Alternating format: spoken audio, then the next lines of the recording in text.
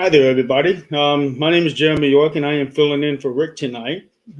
So you're going to have to deal with me for a little bit. Otherwise, I would like to welcome you guys to another edition of Unexplained Cases Live, and bringing on Darren. And Hello, sir. Hi. Hi, how you guys doing tonight? Good, Jeremy. Hey, thanks for helping us out, man. We appreciate it. Not a problem. I'm glad to help out. We have to function without our dad here. I know that means we can go into the liquor, closet or whatever. You know what I mean? Hit the hooch later tonight. I know, and we can talk total smack about Rick, and he'll never know. He's gonna be blowing up the phone. Hello, everybody. We got Aaron with us. We got Jordan, as always. Thank you so much. Yes, tonight is going to be a little historical perspective of alien abductions, and then Miriam, you're going to be doing some remote viewing of some pretty famous cases. Maybe you know, maybe you don't know. I don't know any of these people. Well, that makes it a little bit easier. That makes it a little bit more fun. It does, because throw caution to the one we have no idea what's going on. It's always better for me if I know nothing. So yeah, it's always, I love, there's this one picture I'm looking at right now. It's just like this. It's like Rick sent the story and then a picture of an alien next to it. And I'm like, am I supposed to read the alien? I guess it's Joe Alien. You've never heard of Joe Alien? I know. Did a human abduct this alien is what I'm kind of getting from this. Whoa, like a role reversal? It's like, hey, why don't you stay with me? No, don't go back. You want to be here. Earth is better. Oh, God. Earth is not better. Oh, don't get me started. Earth is not better. No, probably. I have to go along with Miriam on that one. Oh, good. See, Jeremy? You fit in perfectly. Yeah. It looks like we got Mary Christina, Adam, Jessica, hello everyone, Andrea, I'm probably going to butcher the name, Atia, I believe, and then there's Jordan. All right, so what do you think, Jeremy? Do you want to? What we got? This is sort of a hodgepodge of historical perspective, and then Miriam's going to remote view some of the famous cases. Yep. I think the idea was, you think about Barnie and Betty Hill and all those things like that, but there was a lot of other reported cases of alleged abductions going back, many years ago.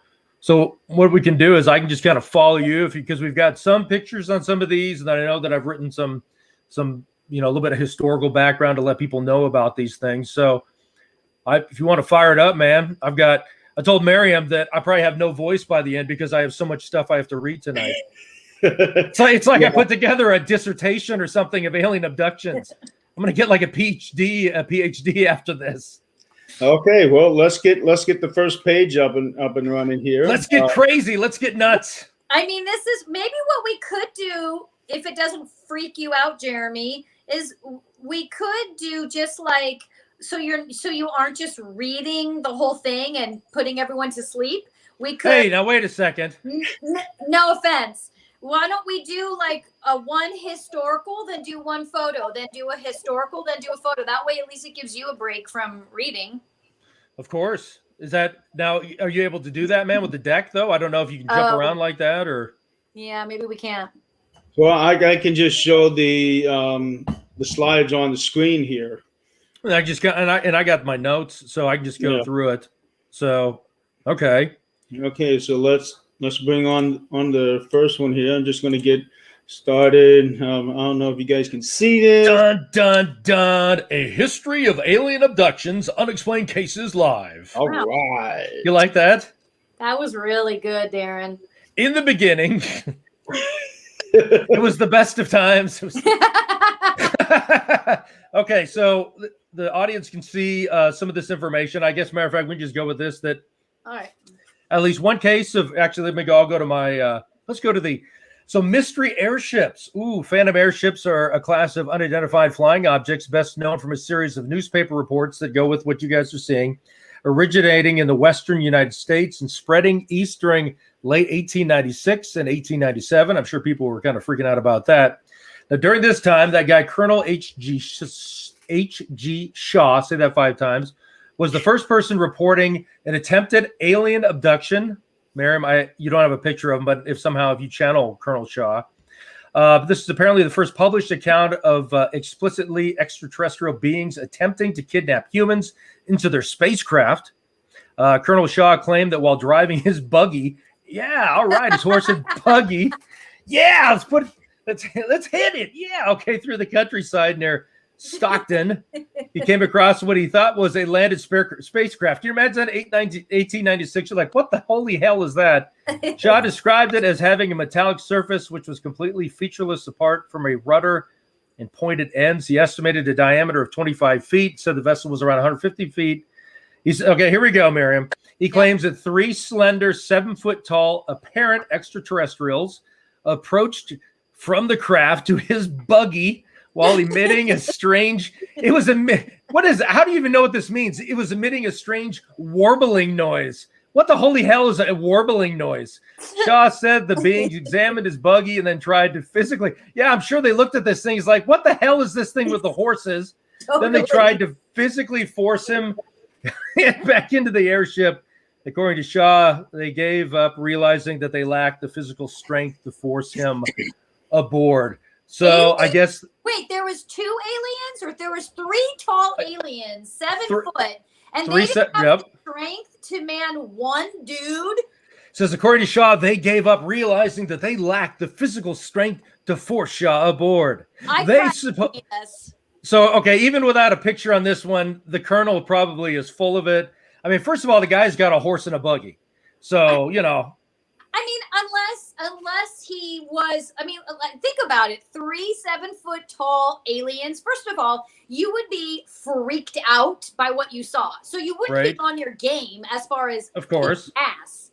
And you're telling me those guys couldn't pull one dude into their, either these aliens suck or this guy is full of it. And that's me channeling. That or they were just terrified of the horse and the buggy. They're like, I've never seen anything like this before. Maybe they were scared of the horse. What? Could have been. No, if I don't have a picture, I love the way you're like, hey, Miriam, just channel him. And I'm like, all right, sometimes I just need a picture. I mean, what if I draw stick figures? Thank you. I'll take it. And a horse and a buggy. All right, that's enough of that one. Jeremy, okay, let's go to the next one.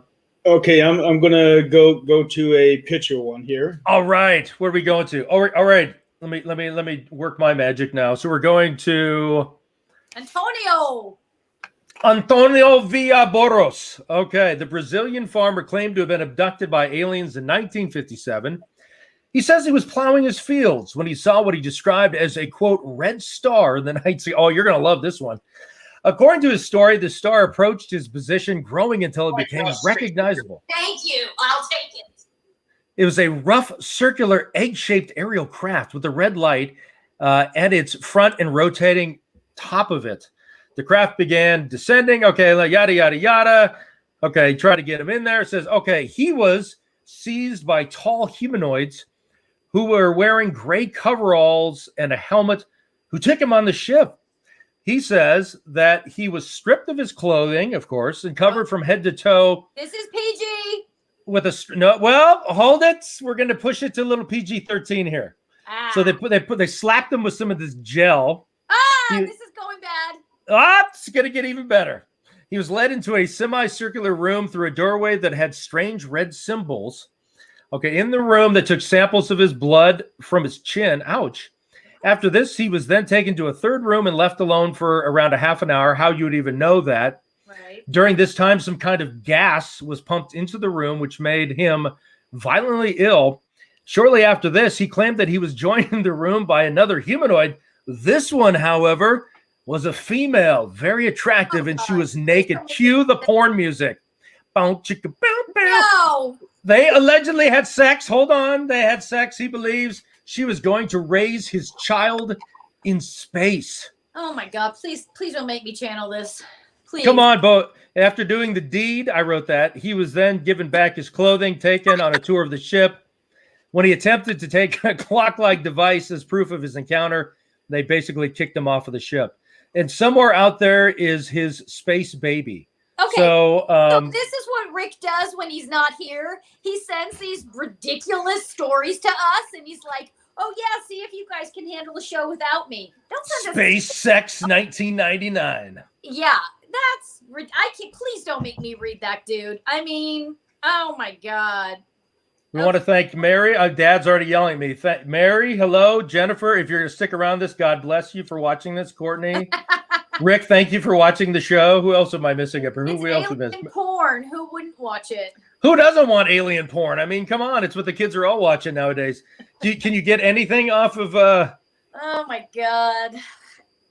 Why? Please let me know that he has a space baby. This is no reflection on Jeremy and his existence. Jeremy's like, my God, I never want to be with these people ever again. He got thrown into this. I'm sorry. Okay. Okay. Let me jump in here. I am having fun with this one, listening to you too. Excellent. Okay. And it's only been 10 minutes. Yes. I'm having fun. 10 minutes felt like 10 seconds so far. This is really good. Wow. It felt like the opposite to me. As soon as Darren said gel, I was like, all right, I'm out. This is and Darren. And what about naked and sexy tall alien? Well, and you have the filthiest mind of all. I can imagine. Whoa, wait a second. You were just like biting down to not say something inappropriate. Oh, I'm sure I could have sexied that up a little bit, but I did keep it PG-13. Sexy it up. It's not sexy. It's disgusting. Okay, hold on. Let me see. Let me do my job. Yeah, would you do your job, for God's sakes? You have one job. Channel the guy.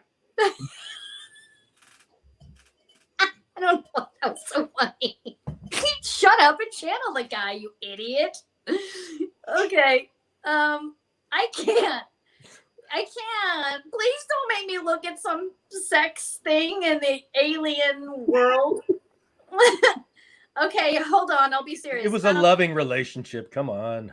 There's something off about him. Now, some people say that it was bullshit. Pardon my language, but you know. There's something off about him. I feel like he had an odd dream, and the thing is, there's something off about him, and he is vulnerable because he was always seeking this outside attention and outside acceptance. And so it just feels like a dream he had that he embellished for attention. I just don't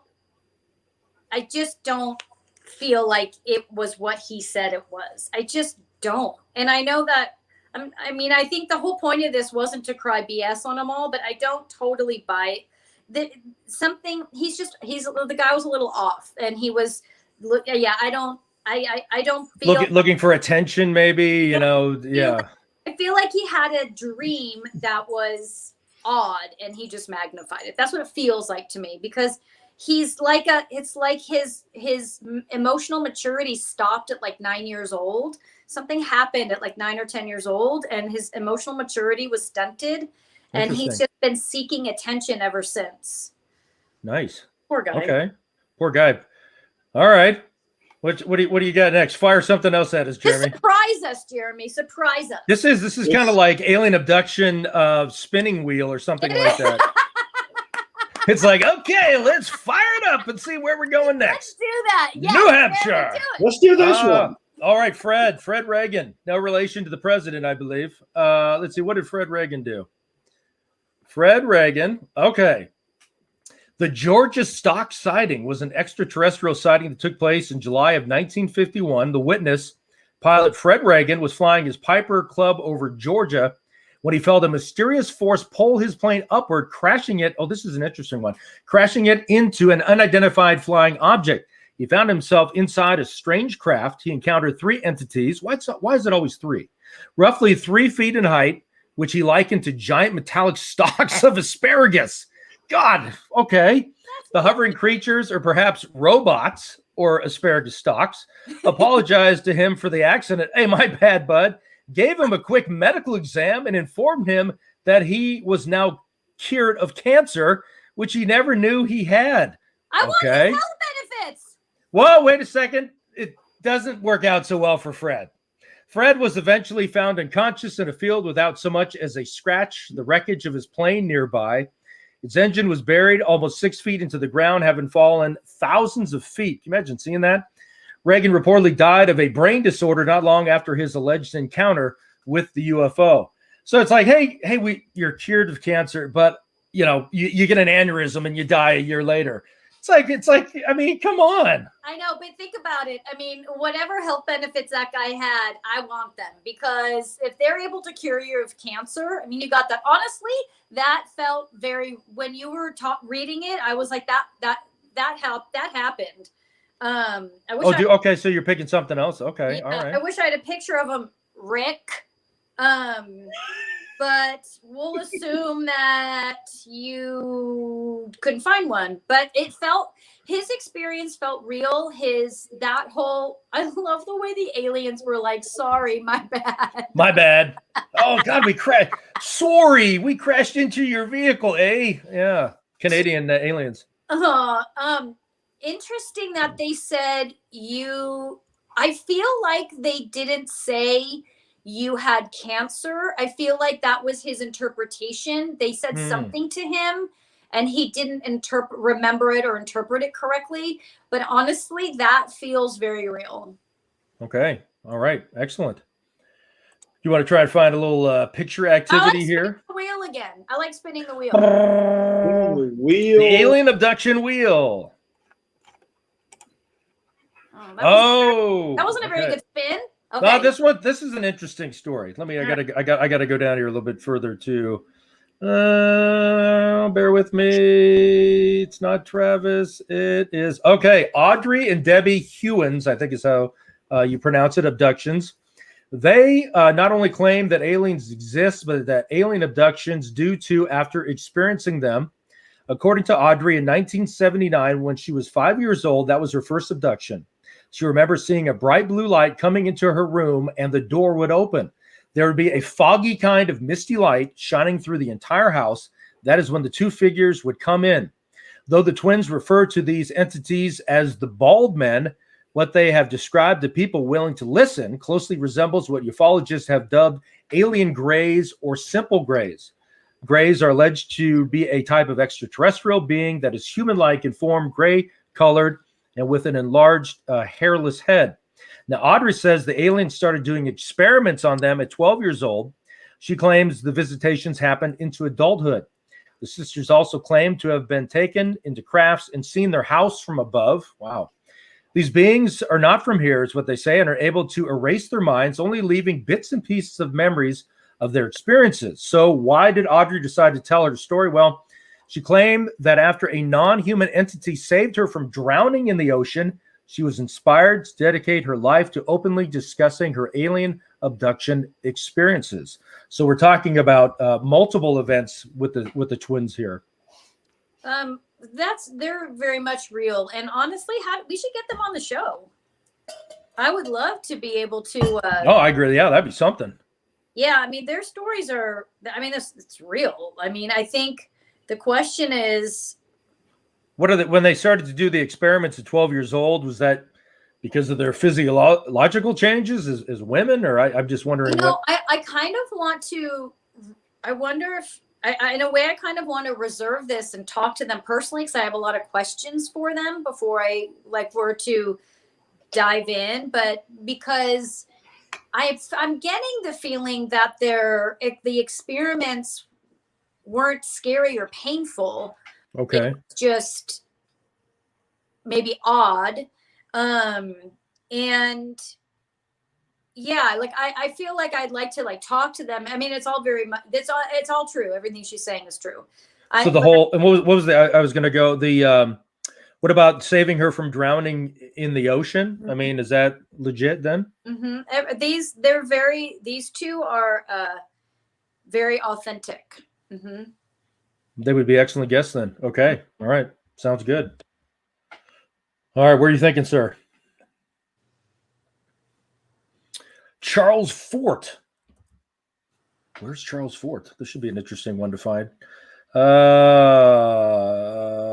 going backwards. We're looking for Charles. The second, third one down from the top. Oh, third one down. Okay, that helps. Thank you. All right. Author Charles Fort, his book, New Lands. Well, some call Fort this is pretty interesting. Maybe you'll pick up on this, Miriam. Some call Fort the grandfather of alien abduction and UFO sightings. He was one of the first journalists to write regularly and authoritatively about alien abduction, out-of-place artifacts, and UFOs. His book provides a tremendous record of unusual occurrences reported and documented all over the world. He was also perhaps the first person to explain strange human appearances and disappearances by the hypothesis of alien abduction, and was an early proponent of the extraterrestrial hypothesis, specifically suggesting that strange lights or objects sighted in the skies might be alien spacecraft. He alleged that extraterrestrials allegedly kidnapped humans and took them from Earth to faraway places. So he's saying this is all legit, what people are saying. I know this is 1923. So, I mean, you think about that, somebody to come up with, humans being abducted by these creatures, put them in spacecrafts. I mean, what do you think about, what are your thoughts on that? That feels real too. That feels very, very real. It feels real, but you also, you got to give it to people who are willing to come forward with something like this. Oh, there we go. Is that him right there? Oh, impressive. What a nice mustache, brah. Looks like Teddy Roosevelt. He does. How come? When did they start smiling in pictures? Like, was that like the 1950s or something? Like, how come we didn't smile up until then? Right. It's always so stoic and so like, I'm staring into your soul is what he's doing. Yeah, or like I was just abducted with gel, and an alien. Slathered all over. Let's see. Yeah, his is real. His is real, but I can't connect with the alien group that did it for some reason. But yeah. So he was a legitimate source. Well, good for him. 1923. I'm sure a lot of people are like, "What is this guy talking about?" Oh, I know. All right, what do we got next? The wheel of alien. The roulette wheel of alien. Jeremy's like, "No, you'll get nothing. You'll sit there and get nothing at all. Just sit there and look at. Oh, hey, this is out here in my backyard. Old Travis Walton, Fire in the Sky, fantastic movie, I think, with D.B. Sweeney. Okay, Travis Walton. According to Walton, back on November 5th of 1975, he was working with a timber stand improvement crew in the Apache National Forest near Snowflake, Arizona. While riding in a truck with 6 of his coworkers, they encountered a saucer-shaped object hovering over the ground approximately 110 feet away, making a high-pitched buzz. Walton claims that after he left the truck and approached the object, a beam of light suddenly appeared from the craft and knocked him unconscious. The other 6 guys, well, they were pretty scared and they drove off and left him there. Walton claimed that he awoke in a hospital-like room being observed by 3 short, bald creatures. He claimed that he fought with them until a human wearing a helmet led Walton to another room where he blacked out as 3 other humans put a clear plastic mask over his face. That sounds terrifying. Walton has claimed he remembers nothing else until he found himself walking along a highway 5 days later with the flying saucer departing above him. Walton and his coworkers who were there, who saw the spacecraft, they all took polygraph tests and they all passed except for one, and that was inconclusive. Science and skepticism writer Michael Shermer criticized Walton's claims, though, saying, quote, "I think the polygraph is not a reliable determiner of truth. I think Travis Walton was not abducted by aliens." Skeptics consider the case to be a hoax, describing it as sensationalizing on the part of the media and a put-up job to make money. I don't know. I've always thought this one was legitimate. Yeah, it is. It is. Yeah. Why him? I mean, what were they hoping to, why these poor loggers out in the middle of Arizona? Well, I don't know. Just kidding. Beats the hell out of me. What are we doing again? Okay. Okay. Cryptids. So this, I've been kind of waiting to see which one I'm supposed to kind of dive in and look at. I thought this one was real too. As soon as I saw his picture, I was like, oh, wow.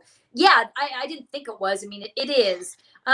They choose certain individuals that have I'm being told, like a low emotional threshold, which I'm interpreting as non-emotional, kind of like this, personality wise.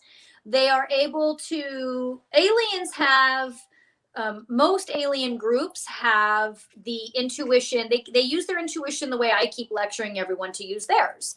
They use theirs that way. That's how they are able to know who has more, who has, what was the word I just used? An emotional, like an attachment type thing, or no, that has, I used a word I said, and I can't remember it now.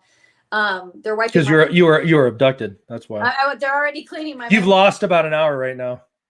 They said, so that emotional, like that, a balanced emotional frequency, they seek these guys, certain people out like that.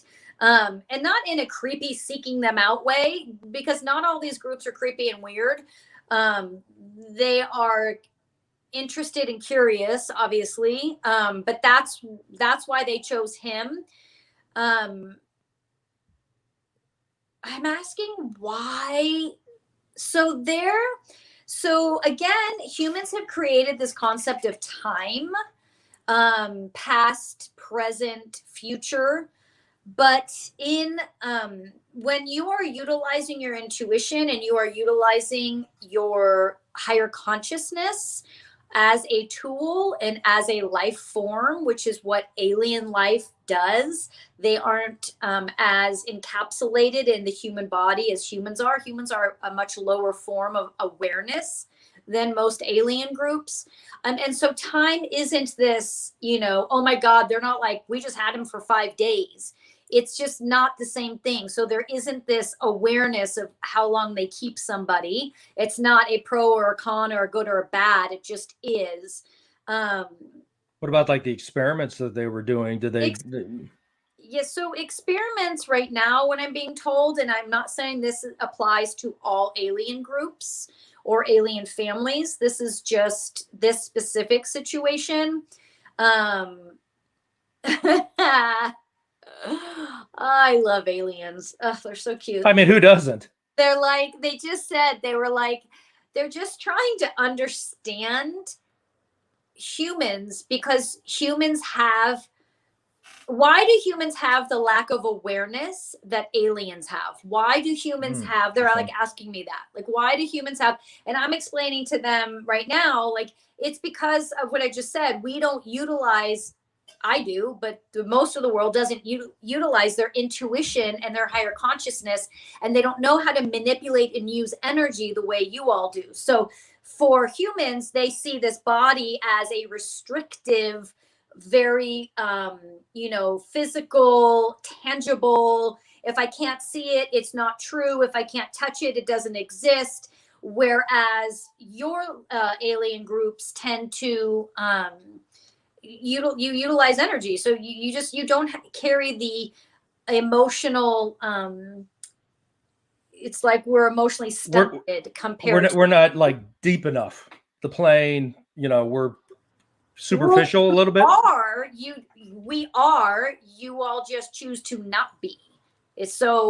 We all are deep enough, we all are capable. Humans just choose not to be, that's all it is. And so they're curious, this group in particular. And if you notice, sometimes I refer to them as alien families and sometimes as alien groups. When it's not this cohesive kind of love fest, it's more of a group, and they feel more of a group, not so much of an alien community like I connect to. But they don't understand why we don't utilize that, and why we make things so much harder on ourselves. They also go around and they do these experiments and they investigate and are curious about all life forms. It's not just humans they do this with. They do this with all life forms, So quit thinking you're also great. All right. Put us back in our place. Okay. Hey, quick hellos to aliens, I get really cocky. Me and my you're a little passionate about that. I'm on their side. I'm like, I don't know why they are the way they are, guys. What, Team ET? You're not Team Human, Team ET? Totally. Team ET. Human. No, Team Human, Team ET. I'm gonna get you a shirt. # Team ET. Hey, Ghost Town Paranormal, how you doing? I'm glad you guys are enjoying the show because we have no idea what we're doing tonight. Not a friggin' idea. Poor Jeremy's like, oh my God, Rick, I will never do this again. Oh, he might be enjoying it. I really don't know. The only thing we can say is this. When you asked me to talk to an alien, that I can do. You asked me just to shoot the shit. Now I'm like, now I'm waiting for you to say like, so two aliens walk into a bar. All right, what do we got next? We aren't that interesting to study. Ah, well, I guess, yeah, she's got a good point. Thank you, Ateo. We are not. Oh, Paris. This one's pretty far back, isn't it? This is like the second one. Yeah. All right, sorry. I have to flip through this. Sorry, people. I apologize. I have my dissertation that I'm going through here. So, okay, France. I wrote down France alleged abduction. In 1954, there were reports, I guess, in 54 of flying saucer sightings in France. A Frenchman wrote a letter to the famous national magazine Paris Match saying that in 1921, okay, so way back then, when he was 8, he was playing when two beings suddenly came out of the bushes and grabbed him. Come here, kid. They allegedly took him inside a craft that he thought to be some kind of a tank.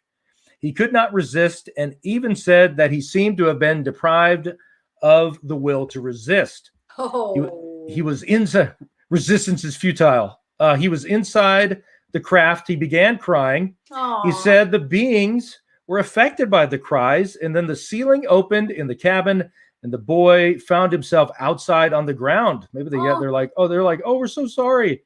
He described the beings as very tall and thin, dressed in a flexible kind of metallic diving suit. Unfortunately, he could not remember their features more, and that the cabin had square or rectangular portholes. According to him, when he arrived home at nightfall, his parents called him a liar, and nobody believed in his story. Aww. Some call this just a tall tale, and it did not happen. Is there anything to this? Yes. Oh my God, that poor boy, and how sweet. Now that's the alien, like that's what I just said just now when I said sometimes I refer to them as alien families, where it's like this big love fest, and sometimes it's alien groups. And that's an example of an alien family who is who typically doesn't come close to Earth for many reasons. And I'm not even sure why they came that close this time, but the compassion they carried was evident and prevalent. And that just like, I almost started crying when you told that story. Just A, because the poor boy, I could feel how scared he was. And then B, then the aliens having that compassion of going, oh, well, we weren't meaning to be scary. We aren't meaning to harm and to scare. I'm sorry. And when he actually articulated it really well and very clearly. But where he missed a little bit was he said that sorry, I just got distracted. One of my friends is trying to watch and she said her video's not working for some reason. Oh no. But I think everyone else is working okay, so I'm sure she'll be able to catch on. The part where he didn't articulate clearly was when he said that they removed his will, like he lost his will to fight back. Was that how? Right. He was kind of, yeah, that's exactly what it was. Right. Okay. Hi, Nicole. Great. You got it. And I love the way Nicole thinks she's the center of the universe. The whole show has to stop because she can't see the video. Sorry, Nicole. I'm talking to aliens. I don't have That's time right. to up your I video. got a little bit on my plate here. God, I'm just kidding. So these would be, because maybe aliens get a bad rap. These were kinder, gentler, gentler, aliens are like, hey, just like, oh my gosh, we're so sorry. We just wanted to communicate with you or get, know who you are type of thing. Yes. And so I'm fascinated when he said about how he said that he lost his will to get on, to fight back. They want to clarify. It wasn't that they make somebody vulnerable and weak. It's this they're asking the human being to be open to the energetic exchange. That is not a physical, logical, hi, how are you? Can I shake your hand? It's not that. We're communicating, I always say this with the mind, but ultimately it's not the mind. We're communicating psychically. Okay. And they were communicating psychically. And when you communicate psychically, there isn't this push-pull force like you do in physical body, where it's like, what are you doing? Are you grabbing me? Are you touching me? It's not that. You have this expansiveness of free will. And that just was a very unsettling experience and feeling for him to feel. They weren't trying to, repress him and force him in, basically. Well, you can imagine at 8 years old. Yeah, that would be kind of scary. Of course. And to be fair, a lot of kids are still very, at a young age, until their parents teach it out of them. Kids are very open to spirit and aliens, and they're open to that stuff because no one has taught them yet that it's bad or doesn't exist or shouldn't happen. Excuse me. So once we start teaching children not to use your intuition, not to believe that aliens exist, not to, to think you can't communicate with your animals, to think you can't feel the future, see the future, that's when we start to do this and get scared. So he was obviously taught at a young age that, this stuff isn't happening and not to trust your gut and your intuition. So he was scared when he was told to trust it and go with it. But they don't mean harm. No. All right. Hello, Howard. Hello, Nicole. We also got Kara Jean. I think I said Holly already. And I was going to ask Sean, our buddy Sean Straney. They had a pretty good earthquake in Kansas today. Hope he's okay. Oh, wow. No kidding. Yes. Yeah, exactly. Okay. So what are we on? What are we back to? The wheel. Okay. Wheel. What? Give me a number. what is this? 5? Oh, shit. I don't know. Sorry. I was busy reading it. No, that's all right. Let's see. Is this Harold T. Wilkinson? Yeah. Yes. You found it? Yes. Harold T. Wilkins' publication, Flying Saucers Uncensored, in 1955. He alleged, now I'm curious to see if you can get anything off of this one. He alleged the two individuals, Carl Hunrath and Wilbur Wilkinson, had disappeared under mysterious circumstances. Wilkins reported speculation that the men were the victims of alleged alien abductions by aliens in 1953 while they were looking for a UFO. A little bit of background here. The men were two electrical engineers who were obsessed with aliens and UFOs. Hunrath claimed that he could talk with a race of extraterrestrials called the Masarians by radio. He was afraid the Masarians were going to invade Earth, in fact. He told his friend Wilbur that one of their UFOs had landed close to Los Angeles and that he could take Wilkinson to see it. Well, they believed that it would take them to, I guess it's Masser, the home planet of the Masarians. So on November 11th, 1953, they rented a small plane from Gardenia Airport and took off, but they were never seen again, and some believe that they were abducted by aliens. A fantastic story, or did Carl and Wilbur get abducted? God, I don't know. I'd have to see pictures of those two. I'm not sure. Interesting story. Sure. I feel like a part of it has a lot of truth and then a part of it may not. Yeah, I'd have to see their faces. I'm kind of getting mixed messages on that. A part of me kind of feels like their disappearance had nothing to do with the aliens. They could have crashed in the ocean, I suppose, and they never. Yeah. Something like that, but I'd have to see their pictures. Okay, all right. Let's see, we got one maybe with a picture. Down, Cujo, down. Seriously, Oliver, come here. Ooh, speaking of airplanes that mysteriously disappeared, this one is quite intriguing. From the land down under. On the evening of October 21st, 1978, pilot Frederick, I think it's Valentich, disappeared literally into thin air. It happened during a training flight in the Cessna 182L over the Bass Strait between Tasmania and Australian mainland.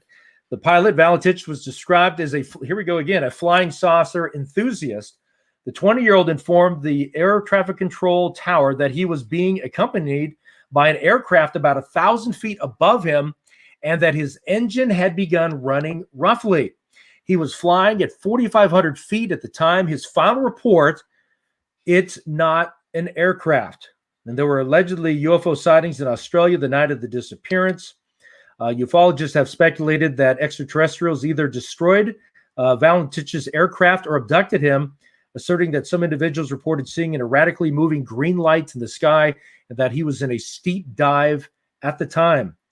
They also, what they say, accounts are significant because of the green light mentioned during his radio transmission. However, some people say that it was, speculated became disoriented and saw his own light that reflected in the water or lights from a nearby island while flying upside down. Some other things were kind of mysterious that he didn't really say where he was going. I don't know. This is weird. I mean, literally, obviously something happened. Either, he was abducted, he crashed, but the guy in his plane, gone. He was never found. Always wondered about this one. If did it really happen, or did he get disoriented and crash? I mean, what are you picking up anything? We do have some photos. So this is someone who, what is it? I don't know if this is the right fable. The boy who cried wolf. Yeah. Because he was obsessed with aliens. He cried wolf because he didn't realize, it was almost like they're saying he kept taunting. Come on, I want to see. Like, who are you? Where are is that the best you got? Come on. Yeah. And ultimately, his demise wasn't because aliens went after him or killed him. It was his own demise.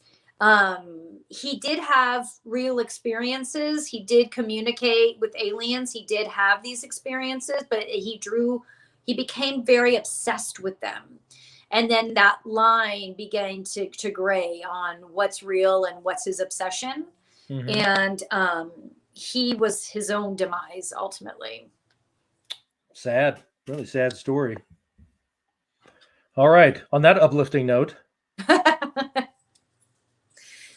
let's see. I think we're okay. The wheel. This is numero 7. Okay. This is this kind of interesting letter from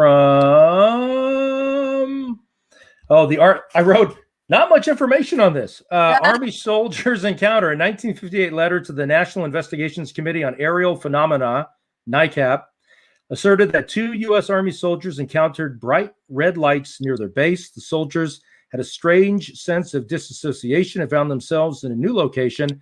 They had no memory of how they got there. Of course, we don't have much information, but why do these sightings or incidents always around a military base? Yeah. I mean, what are they checking in to see our technology or what we're using the weaponry for? What's your theory about that? That's a good question. Let me see.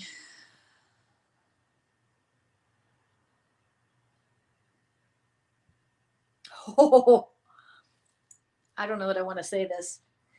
And it's not alien sex, right? It's not alien. Did you say is it alien sex? That I was just a joke. There's a young man here. Just keep it earmuffs. Cover you're just a baby. I don't know if I should say the information I just got because. Well, now you have to. I hate to. I mean, come on. Jeremy agrees. Yes. Okay. How do I say it so we all don't get, the government doesn't show up with a. Well, Holly's got it interesting since they have contracts with the military. Some people think that Eisenhower back in the 50s had a handshake contract with the aliens about them giving us their technology and we would give them people to be studied. It's kind of controversial, but listen, I love her and I believe whatever comes out of her mouth. So I would say that's probably very true. Okay, I'm going to say this, but if you guys never see me again, I blame you, Darren. Not Jeremy. Jeremy's an innocent bystander always, but I'll blame Rick, even though he wasn't on the show too. I'm just the messenger, okay? So I know a lot of people are in the military. I'm just the messenger. But when you are in the military, I'm being told that humans are trained to think very one-dimensionally. And even though they are, some of them, the work is very complicated, like whether you're, manning a submarine or going to war, like all of that is very complicated. There's nothing easy about it. But their training mentally is one dimensional. And so it doesn't leave room for creativity or intuition, because obviously, I don't know, I'm just guessing, if you're in the military, you have to be very conscious and aware of your surroundings and your training. And it has to be very much do exactly what I'm telling you to do. You can't All orders. I'm going to follow my intuition on this. You can't. You could kill millions of people in yourself. Millions is an exaggeration. Obviously, I don't know a lot about war. But what I'm trying to say is that because their training forces them to think like just on a linear straight line. Okay. They are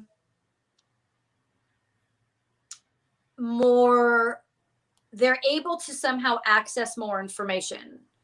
Whereas if you take someone remember how earlier I said they go for people that don't have I used the word and I forgot it, and Rick's not here and he can usually repeat it. It was like emotional frequency or like they keep the military, you don't have emotional people, right? Again, you have to be put in very scary situations and not be emotional. You have to just respond. And Right. so that same thing applies with aliens, is where they are able to manage someone better if they are not emotional and their thinking is very linear, very do what I say, stay the course, don't veer until you're told not to veer, versus someone like me who's super emotional.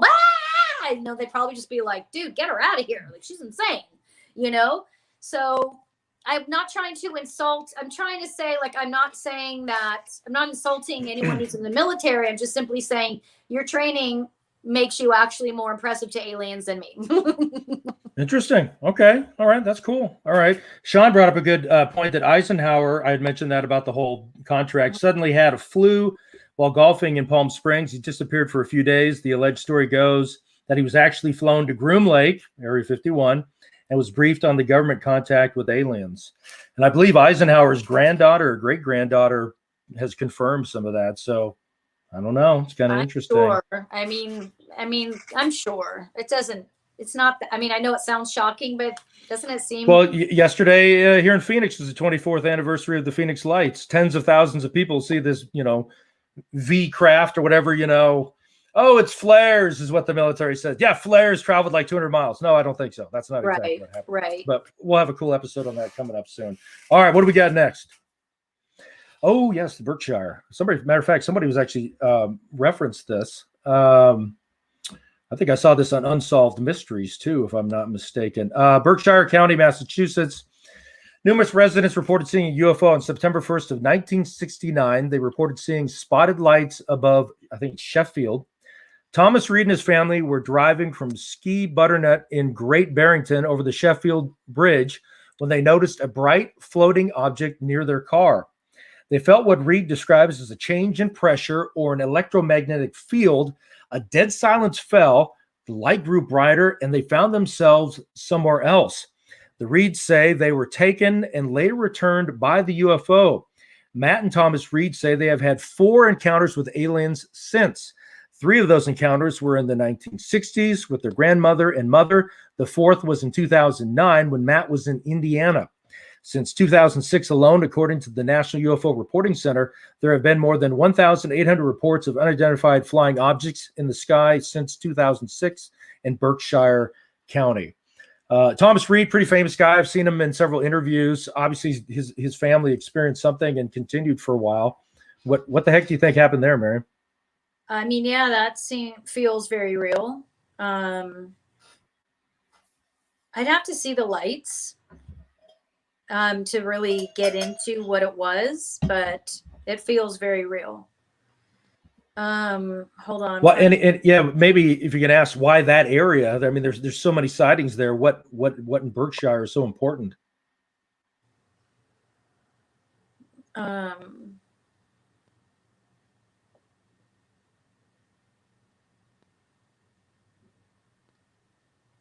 They're saying something about frequency. And they're saying something about airspace, the ability to travel and maneuver. Certain areas are easier to maneuver.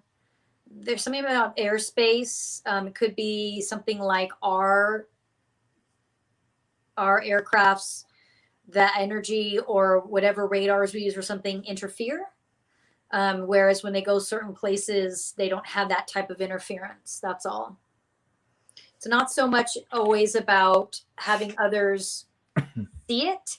It's about them being able to maneuver around energies and frequencies that Earth and people and equipment give off. Interesting. Okay. Hey, this one's a good one. I know we're running out of time. Jeremy, can you go to the last one about the guy? I think he's in Virginia. The gentleman that was he's like a former Marine, I think. I think it's the last one. Yeah. Terrell. Yeah, Terrell. This was actually on an episode of UFO Hunters. I remember this. Sorry here. We've already done that. Okay. Terrell Copeland. Former Marine claims to have been abducted by aliens. UFO Hunters TV series Bill Burns declared that the Suffolk, Virginia man to be a hybrid, a product of intergalactic breeding who is being prepped for direct contact with his alien relatives. All right, so a little bit of background. That's a lot to unpack there. The former Marine became one of several locals who reported seeing UFOs over Hampton Roads. Copeland reported that he had witnessed a massive triangle-shaped craft hovering over a Suffolk shopping center late one night in 2005. Copeland says that close encounter was followed by another sighting in 2007, that he videotaped an orb of bouncing light that pulses different colors. Copeland says he began experiencing what is known in UFO circles as missing time, minutes or hours that vanish, in episodes of temporary paralysis when he awaked and was not aware. He couldn't move. Basically, when he awoke, he couldn't move. He was tested, but there was no conclusive proof that he was an alien hybrid. Obviously, this guy's had something happen to him. Is that even, I hate to say it, humanly possible? I mean, are aliens even doing that, or is that just something from a science fiction movie? The hybrid thing? Yeah, breeding with humans. Let me see. What did you just say? The wedding with humans? Oh, breeding with humans. But what did I say? A hybrid, a product of intergalactic breeding. This guy was being prepped for direct contact with his alien relatives. So somehow Terrell had alien relatives, supposedly. I mean, that obvious, I don't know. We'd have to spend, you'd have to give me time to really dive into that. My first reaction, I think I've said this before, is that that's not a thing. A human and an that's just what I feel. There's a misinterpretation and misunderstanding of what's actually happening, but I won't say that that's 100%, because I feel like if we dive into it deeper, which I know we're going to with that last interview we did, I may get more specific, clear information on that. This gentleman is aware of his alien heritage, if you will, Terrell? Yeah, and that's very real, and that's very true. Is he a hybrid now? I feel like, again, there's a misinterpretation of what's happening to him, and it's not, I'm half alien, I'm half human. It's something else. But I also don't want to discredit him because he's honest. I mean, it's just an interpretation thing. And interpret in many ways, when you've been abducted and had those experiences, on one hand, it's like asking me to interpret psychic information about myself. There's going to be some emotion involved. Whereas if I go to another psychic and I go, listen, this is what I'm feeling, but I feel like da da da da da, and they'll go, listen, it's not that.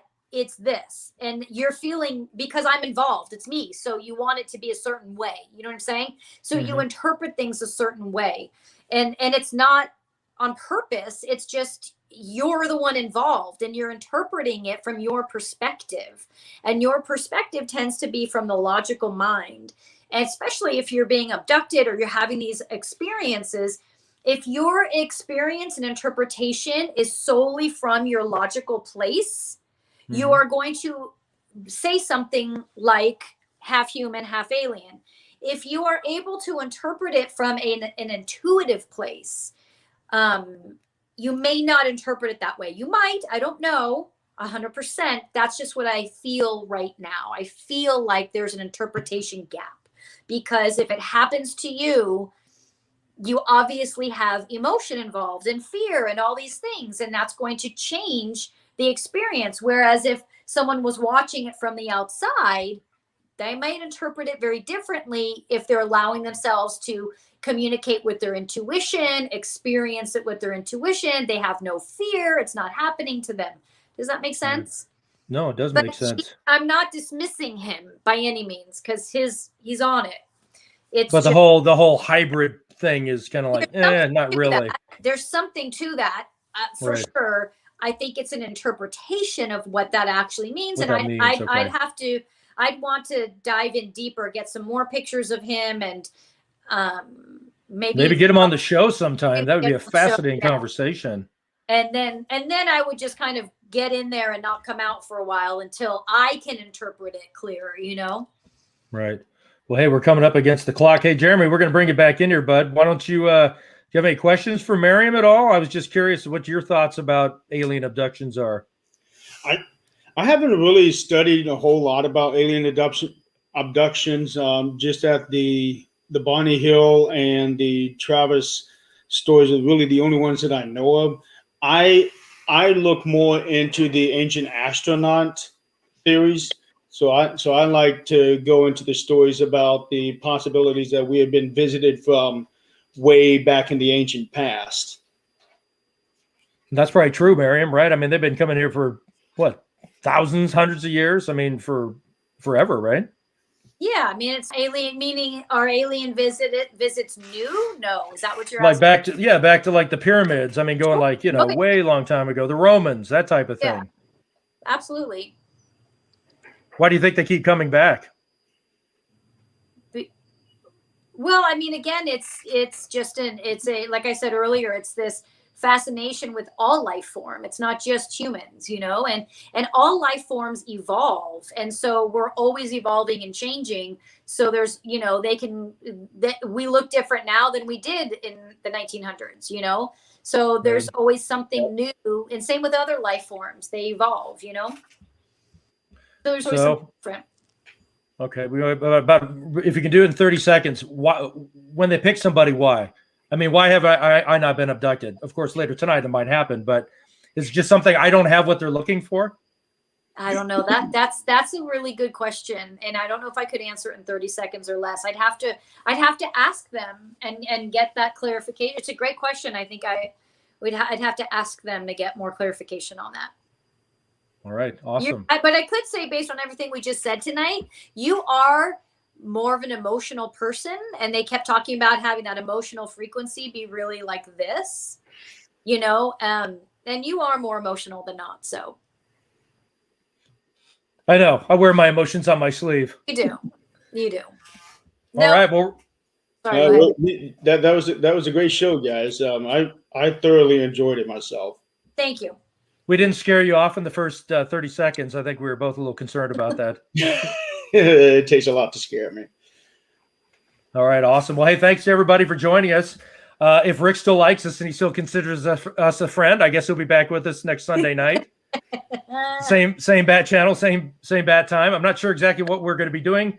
I have an idea of what we might be doing next week, but I don't want to say anything because if that turns out not to be the topic, but it could be something to do with aliens. Let's just put it that way. Ooh. Maybe. Ooh. Will I be there? I hope so. There you go. And with that, I'm going to bid all of you guys good night. Thank you, Jeremy. Bye-bye, everyone.